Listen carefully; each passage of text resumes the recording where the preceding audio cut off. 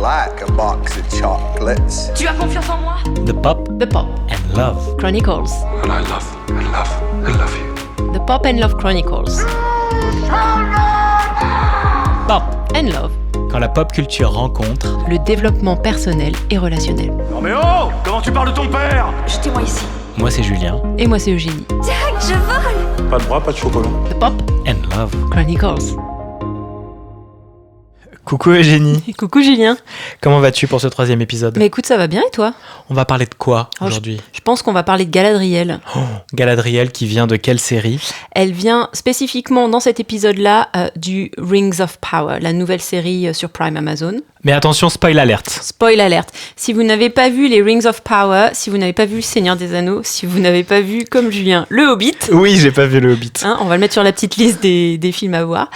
Et on aura de quoi parler. Parce qu'il se passe des choses dans le Hobbit également qu'on peut explorer dans les dynamiques relationnelles. Arrêtez cet épisode, parce qu'on va vous spoiler. On va essayer de pas trop spoiler, mais quand même, on va... On en a besoin pour raconter des choses, puis ça va nous venir, donc on va... Bon, ça va peut-être nous échapper. Soyez Clairement, prévenus, ça va nous échapper, oui. à vos risques et périls. Alors, les Rings of Power, la nouvelle série, en tout cas au moment où on enregistre cet épisode qui est diffusé sur Amazon Prime, qui en ce moment on est à sa 2e saison, qui nous raconte les prémices du Seigneur des Anneaux, à savoir dans quel contexte ont été forgés les anneaux de pouvoir qui reviennent donc aux elfes, aux hommes et aux nains, et finissent gouvernés par l'anneau unique dans la trilogie du Seigneur des Anneaux. Tout à fait. Et là, on a envie de s'attarder sur Galadriel, qui représente l'archétype de la femme forte.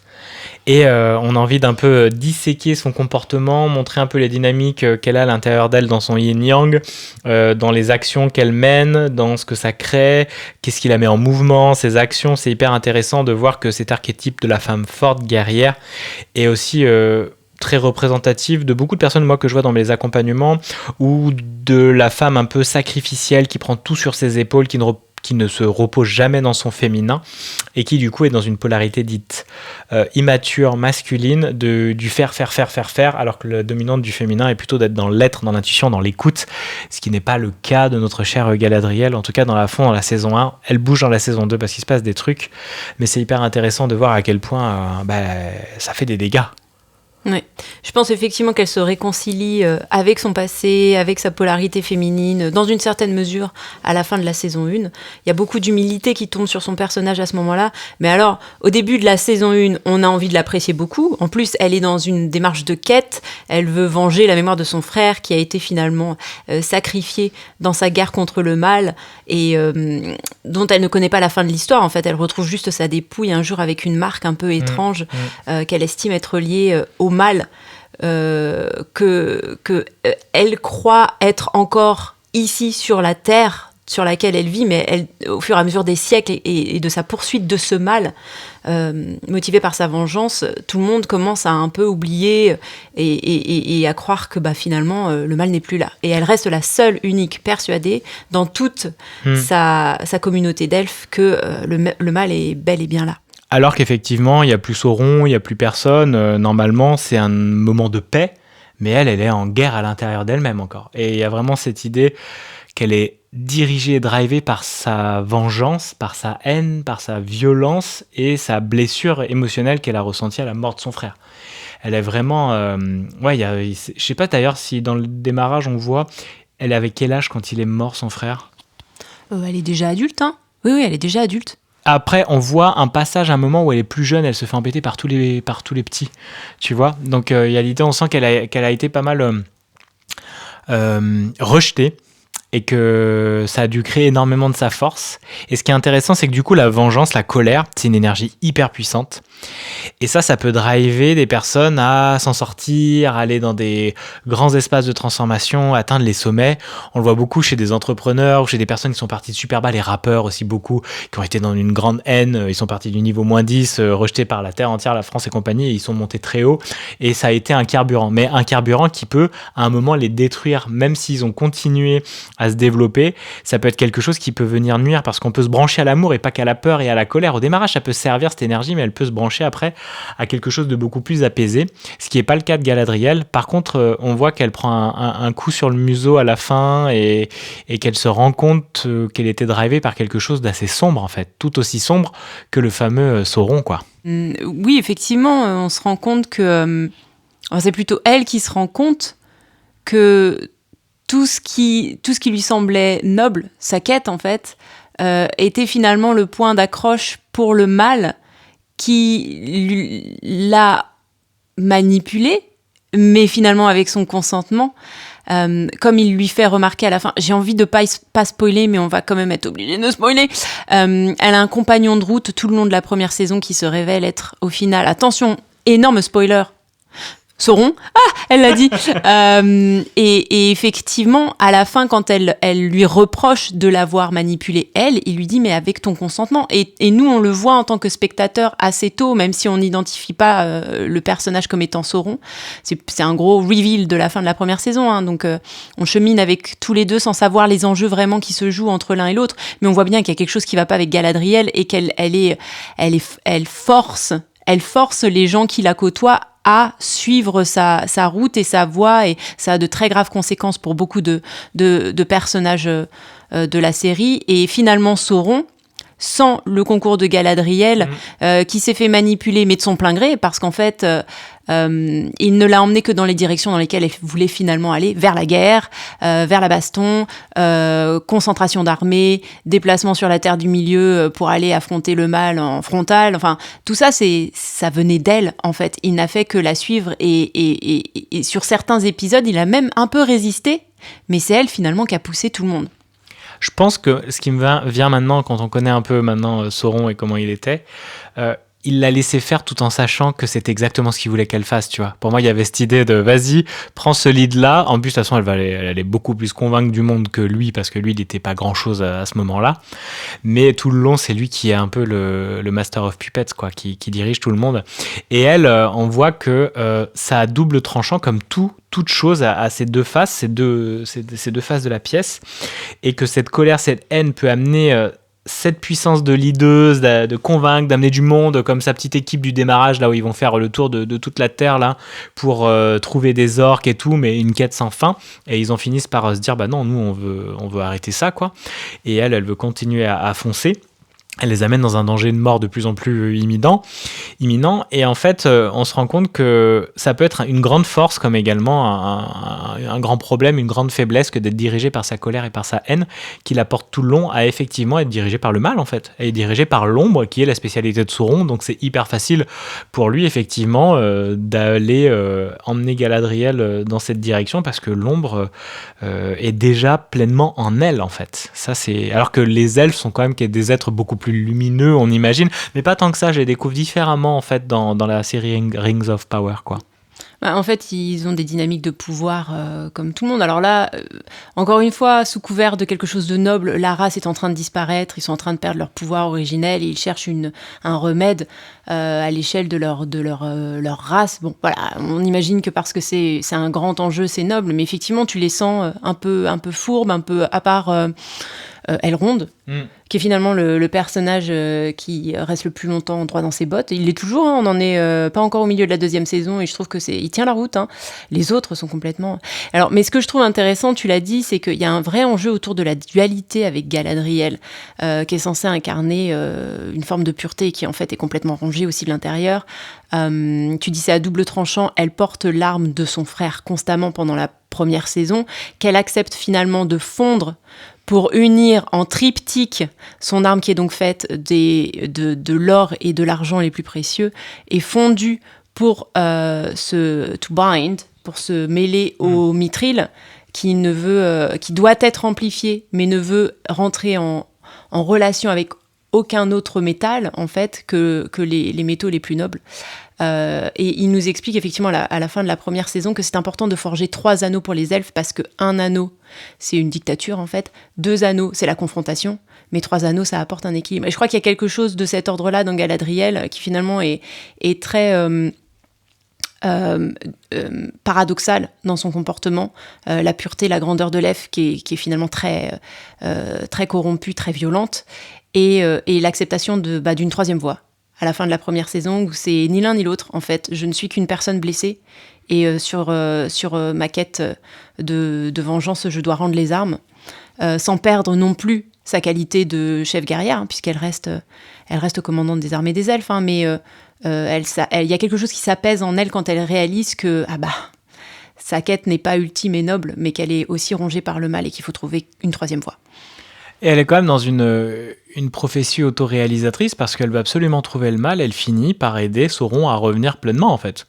Donc elle crée cette réalité-là à force de vouloir le trouver absolument.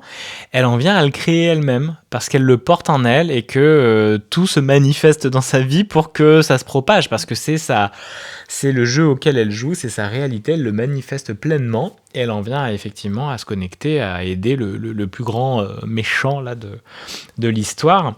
Et d'amener aussi la guerre, d'amener encore plus de difficultés, d'amener encore plus de violence. On voit quand Numénor et toute la team ils vont sur les terres du milieu, il y a grosse explosion du volcan, il y a plein de morts, il y a des disparitions, elle devient aveugle, je vous spoil tout, hein.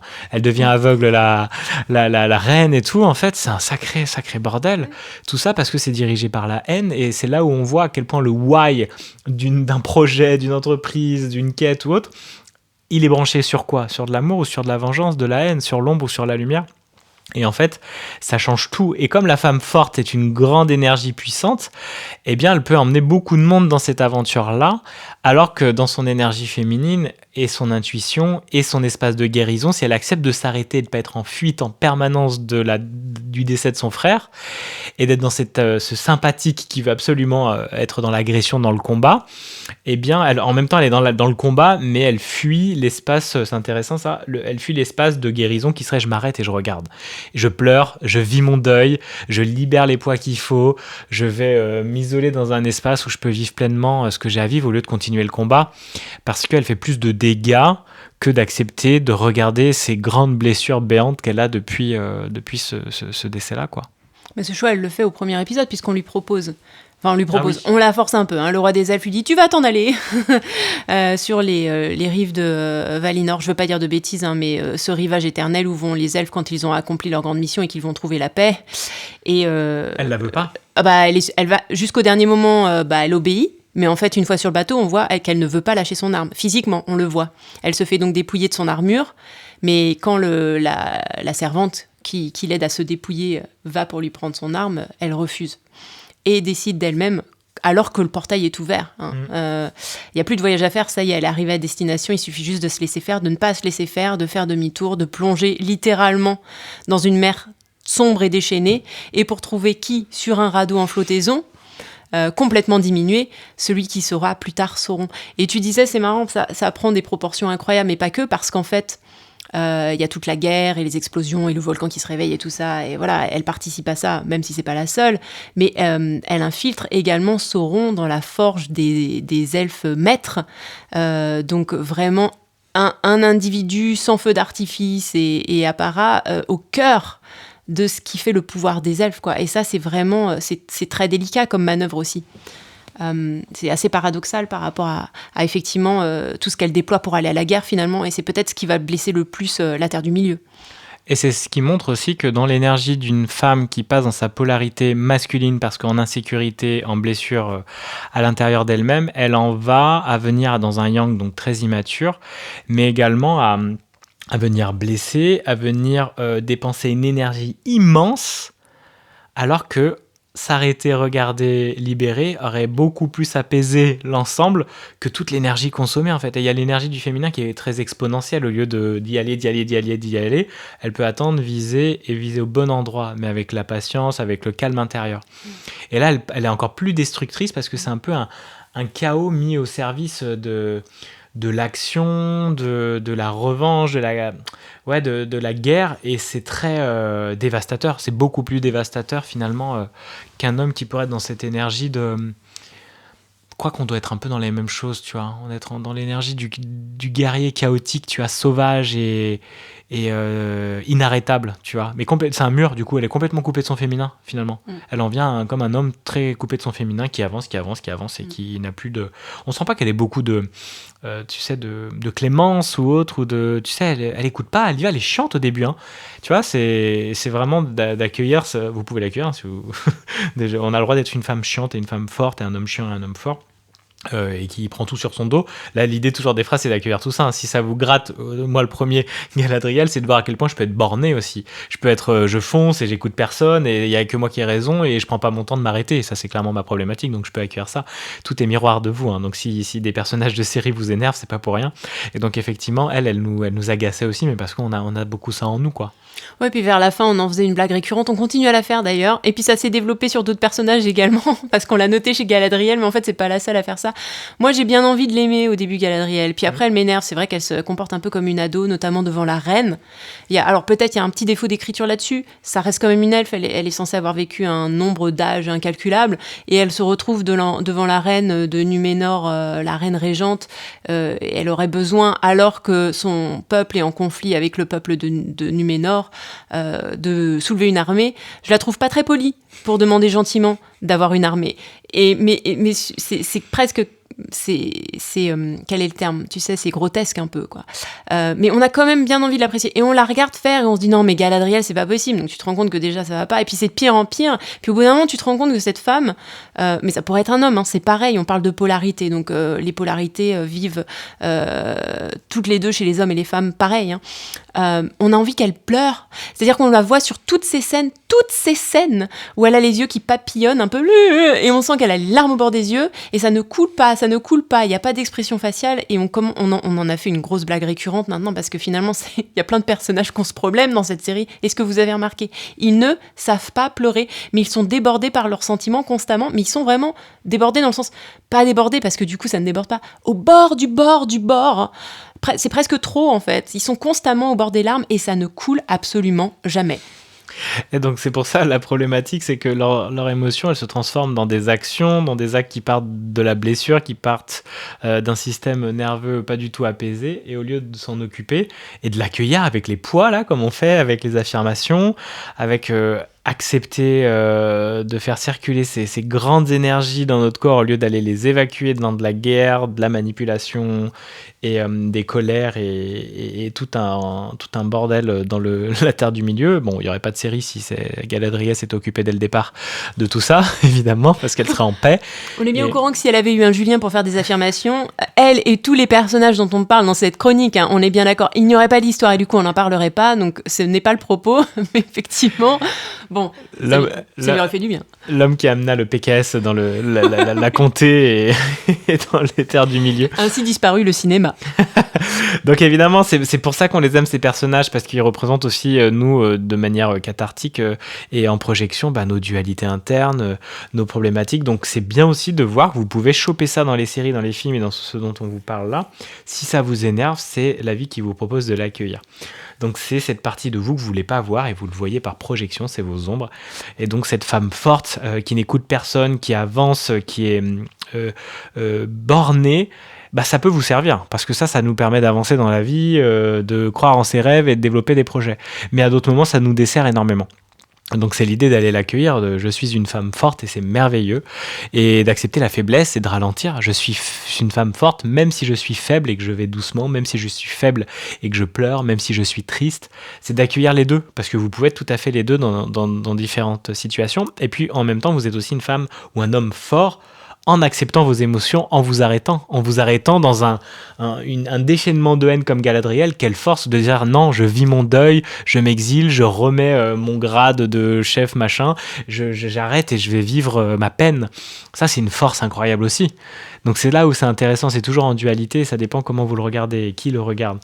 Et donc ce personnage est hyper attachant quand même si énervant, mais il y a un moment on aurait eu envie de la voir se repentir ou vraiment montrer je sais pas, d'avoir un peu comme on en parlait dans la série qu'on a étudiée là, avec Richard, De Bear de Bear, qu'on le voit se changer ce personnage et ça nous fait du bien. On aura envie de voir qu'elle bouge. Alors elle a un peu merde en fait, elle se dit j'ai foutu un peu le bordel, mais on la sent pas vraiment prendre conscience de ça. Elle veut encore aller voir, Celebrimbor là. Sans Dumbledore, on va l'appeler, sans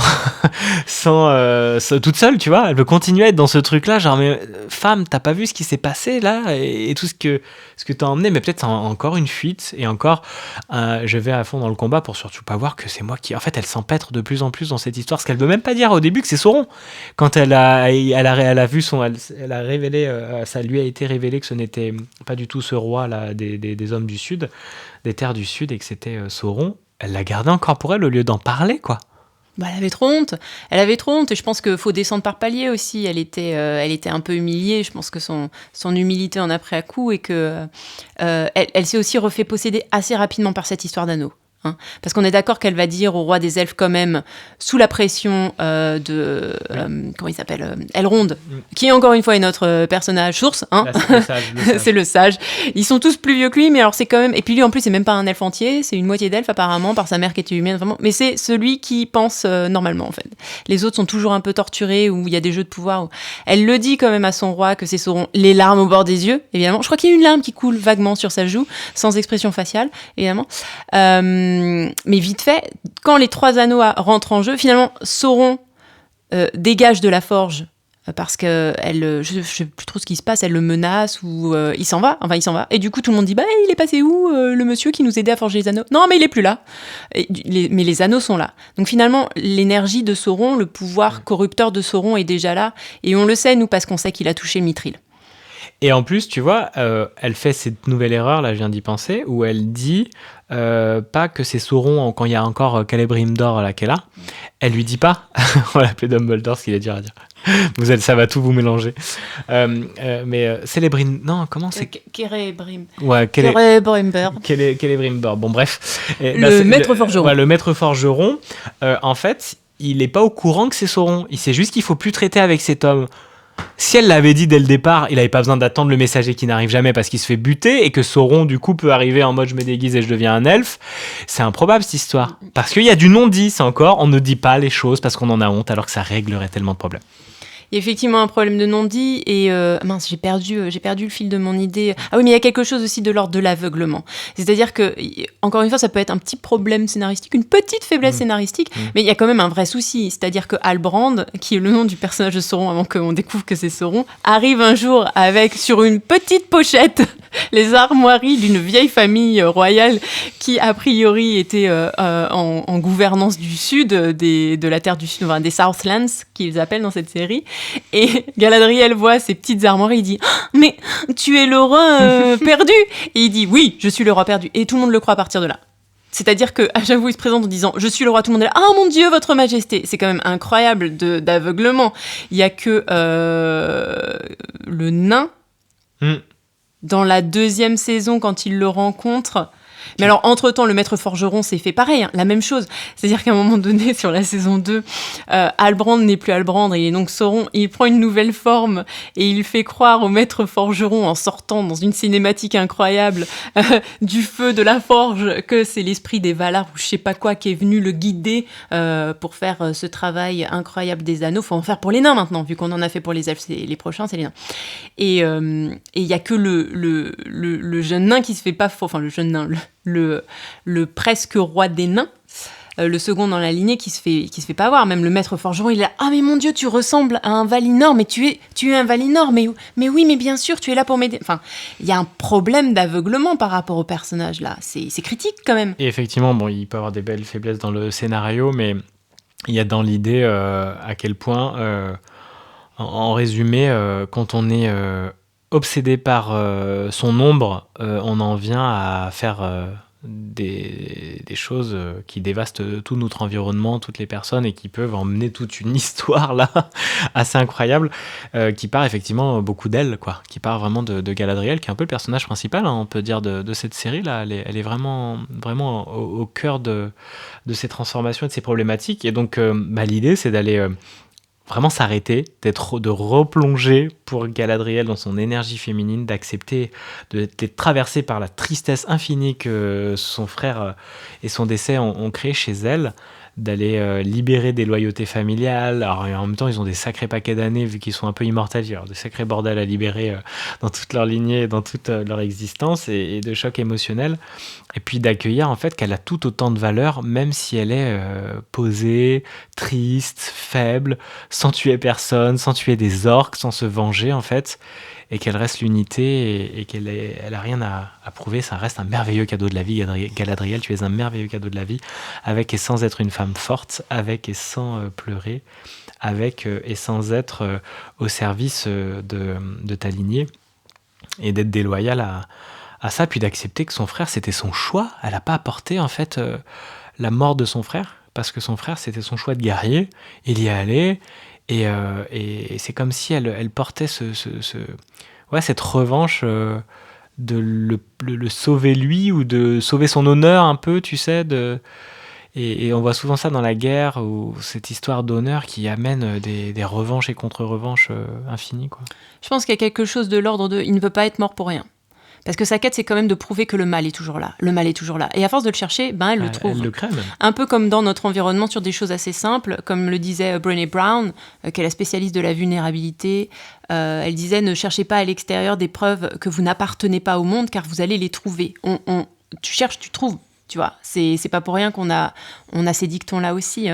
Galadriel cherche le mal à tout prix. C'est à force d'être dans cette dynamique-là que finalement, quelque part, elle manifeste Tes pensées créent ta réalité. Voilà. Tes pensées créent et manifestent ta réalité. Donc si tu penses tout le temps au mal, tu finis évidemment par l'invoquer de plus en plus grand. Et que le fait de ne pas les changer, ces pensées, étant tout trop douloureux pour elle, effectivement, elle est partie dans cette zone-là. Je crois que j'avais une dernière chose que j'avais envie de partager, je ne sais plus ce que c'était.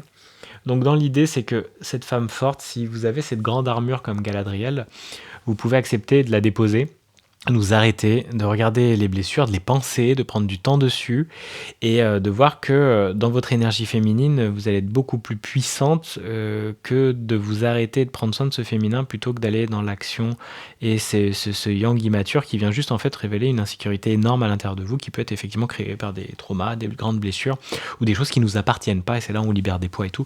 Venez me voir si vous avez envie, ou formez-vous au PKS et ces outils de libération. Mais c'est vraiment le temps de poser l'armure, et pour les hommes ça marche tout autant, parce que je pense que c'est plus accessible. Après, ça dépend d'où vient la femme et ses traumas, mais pour une femme d'aller accéder de nouveau à sa polarité dominante, qui est le féminin, l'émotionnel, les os, que un homme qui a pu aussi énormément se barricader et qui demande beaucoup plus de temps pour l'ouverture, quoi. Peut-être. Mais moi, je trouve que c'est une conversation difficile pour les femmes quand même. Parce que déposer les armes n'est pas un aveu de faiblesse, mais on s'est tellement fait maltraiter. Parce que sur bien des niveaux, on est manipulable, on subit l'énergie masculine, qui sur beaucoup de niveaux, encore une fois, est plus forte que nous. Mais je dis ça, je pense que ça va venir gratter beaucoup de personnes. Mais on va pas se mentir, ne serait-ce que sur le thème de la force, en moyenne, un homme est plus fort qu'une femme. En moyenne, j'entends. C'est plus facile de se faire dominer. Il y a plein de niveaux. Nous, on est vraiment les garantes de la communauté. On a un regard qui est ouvert et multiple, et on prend soin du lien. L'homme est moins, ou en tout cas la polarité masculine, est beaucoup moins dans cette dynamique-là. Je pense que c'est effectivement difficile de dire aux femmes « Ah, mais détendez-vous, ça va aller beaucoup mieux ». Au fin fond de nous, on ne demande que ça, à mon avis. Mais comment l'exprimer en se sentant en sécurité, c'est encore un autre propos. Donc oui, je suis d'accord avec toi, peut-être que c'est plus facile pour nous quand on se laisse cet espace de reconnecter, effectivement, avec les os, avec les sentiments, les grands sentiments, et de penser nos blessures. C'est peut-être une conversation qui est plus facile à avoir, une reconnexion qui est plus facile à avoir, mais l'étape de démarrage, de baisser les armes, comme on le voit avec Galadriel, c'est très très compliqué. Et ça demande effectivement de mettre l'énergie qu'elle met dans son combat, mais un combat pour elle, pas pour l'extérieur, et d'aller mettre ce combat par étapes, évidemment, que ça se fait sur du long format. Ça se fait pas comme ça, non plus en quelques phrases, mais c'est un vrai travail d'introspection et d'accepter toutes ces ombres-là. Mais de penser aussi que le féminin est capable de se connecter à l'invisible beaucoup plus facilement, à l'intuition, et à créer aussi des protections, une réalité où le masculin n'entre même pas dans son champ, le masculin toxique, violent, ne peut ne plus rentrer parce que le travail émotionnel a été fait, la résonance, la libération, et aussi le fait de capter avec subtilité le chemin qui va amener toujours dans la sécurité et le bien-être. Surtout dans les capacités d'une Galadriel, si vraiment ça devient des grandes prêtresses, connectées à l'invisible, à tout. Elle n'a même pas besoin d'armes pour en fait avancer dans la vie, tu vois. J'imagine en tout cas avec ce pouvoir du féminin qui manifeste et qui capte la moindre subtilité et ce côté magicienne aussi qui peut être développé, quoi. Mais finalement, effectivement, elle capte que Sauron est Sauron par quelque chose qu'il dit qu'elle a déjà entendu dans un contexte précédent avec un autre interlocuteur qui était du côté du mal. Et je pense que c'est là qu'elle se reconnecte à son intuition. Parce que son intention a été détournée de la vengeance pendant 3 secondes avec cette histoire d'anneau, en fait. Elle passe sur un autre projet qui parle de la survie de son espèce. Et ça, évidemment, c'est bien plus grand que la vengeance. Même si c'est énorme sur sa thématique. Mais c'est-à-dire que si tout le monde meurt, il n'y a plus d'histoire de vengeance. Et l'histoire de vengeance doit survivre. Donc il y a quelque chose de l'ordre. On va peut-être s'intéresser 3 secondes au fait de faire survivre la race des elfes, puis après on retournera au truc de vengeance. Et je pense que cette diversion fait qu'effectivement, elle arrive à se reconnecter à son intuition qui fait que, mais en fait, si je réfléchis 3 secondes, cette histoire d'Amurri, c'est peut-être un petit peu léger pour décider que Halbrand c'est Laura, et puis il a dit un truc bizarre, et là elle commence à devenir suspicieuse, et là elle va chercher les papiers, elle remonte dans l'historique et elle comprend ce qui se passe. Bah là elle écoute ses intuitions, effectivement, et là elle revient à sa connexion, et ça c'est la puissance aussi du féminin et de l'énergie yin. Nous aussi en tant qu'hommes on a accès à ces énergies yin, mais il y a une capacité créatrice et manifestatrice très grande chez les femmes qui sont dans cette connexion là, qui sert de sécurité pleinement, parce que la vie nous veut toujours du bien. Si on écoute la vie et qu'on la laisse traverser, elle nous amène toujours du bien. Donc c'est l'idée de ne pas aller en résistance avec cette polarité inversée qui est je suis la guerrière et je suis blessée en insécurité, mais de savoir je suis en insécurité même si je suis en sécurité, même si je suis en insécurité. Et il y avait un exercice aussi que Christian avait fait dans sa formation où on s'agenouillait, on mettait sa tête au sol et le cœur est plus haut quand tu te mets comme ça, parce que le cœur est vraiment plus haut que la tête, tu vois. Et il y avait l'idée de s'agenouiller devant la vie, devant plus grand, parce que c'est cette énergie-là qui est amour. Si on s'y connecte, on est vraiment pleinement tout le temps dans cet amour-là. Mais évidemment, on vient avec le fait du non-amour pour aller le découvrir, l'amour. Donc on peut venir de choses très violentes, dures, traumatisantes, et le chemin est beaucoup plus long, le chemin des ombres. Mais si on choisit toujours l'amour, même dans ces espaces où on a envie de choisir la haine, la colère et la revanche, on peut aller beaucoup plus grand dans la guérison. Mais évidemment, ça peut être dans des vies réalisables et d'autres pas du tout. Et c'est tout un chemin d'âme pour aller découvrir l'amour, toujours dans la non-dualité. Mais en tout cas, là, dans le choix qu'elle a fait, elle est en train d'expérimenter la femme forte, violente, revancharde et blessée. Et c'est son expérience de vie qu'elle fait là, en tout cas dans cette ligne de vie, cette ligne de temps, cette réalité, quoi. En tout cas, sur la saison 1, moi je suis curieuse de voir ce qui va se passer sur la saison 2, parce qu'on sent, déjà, Halbrand, Sauron, était bien au courant qu'il avait besoin du féminin pour accéder au pouvoir, tout simplement, puisque dès qu'il la rencontre, il s'accroche à elle, il n'en démord pas. Hein. Mais on sent bien, on l'a vu dans la vision, que son but, c'est d'en faire une reine à ses côtés sur la suite de l'histoire. Donc, comment est-ce que ça va se déployer ? Je n'ai pas grand espoir, parce que j'ai vu des critiques qui disaient que le scénario de toute façon était nul, mais ce sera intéressant de voir comment s'articule cette... elle n'aura pas sa vengeance, ou peut-être, qu'est-ce qu'il va lui proposer qui va être si tentant que ça, parce qu'il faut qu'il y ait un dilemme quand même. Hein. Elle est pas contente, là, c'est le grand méchant, elle est pas contente, elle veut pas, mais il va quand même vouloir en faire une reine, revenir vers elle, et qu'est-ce qui va s'articuler pour que éventuellement il y ait une histoire autour de ça. Elle va forcément considérer la proposition d'une façon ou d'une autre, soit parce qu'il y a un chantage, soit je ne sais pas. Je suis curieuse de voir où ça va nous emmener. Ouais, on vous racontera ça dès qu'on aura vu les autres épisodes, et effectivement ça peut être super intéressant parce qu'elle peut passer des deux côtés, soit choisir la lumière, soit choisir l'ombre. Si elle choisit l'ombre, elle a une place de choix avec Sauron et le couple qu'elle peut faire avec lui, et là ils sont les rois du monde sombres, en tout cas, sans problème. Donc on verra ça. C'était chouette, encore un long épisode, mais c'était cool. Comment tu repars, Eugénie ? Ouais, moi, ce que j'aime bien, c'est qu'on ne sait pas tenir le cadre, qu'on vous a annoncé dans l'épisode 00 que les épisodes feraient 20 minutes, et en fait, on est incapable de faire des épisodes de 20 minutes pour l'instant. On est d'accord, Julien ? On est d'accord parce qu'on aime beaucoup parler et surtout on ouvre des portes et qu'on n'a pas du tout préparé l'épisode et on sait juste qu'il y a des choses qui vont venir et ça déroule tout seul, donc c'est très chouette à faire. On n'a tellement pas préparé l'épisode qu'on l'a enregistré avec un seul micro. Est-ce que vous avez regardé ? Vous avez remarqué que ça se passait, qu'on s'est changé le micro ? Bah, vous allez voir, peut-être pas. En tout cas, on était très contents de le faire. Et puis, bah, y en a un prochain qui va arriver aussi la semaine prochaine. Et vous allez kiffer. Un dernier mot pour la fin ? Bisous. Bisous tout le monde.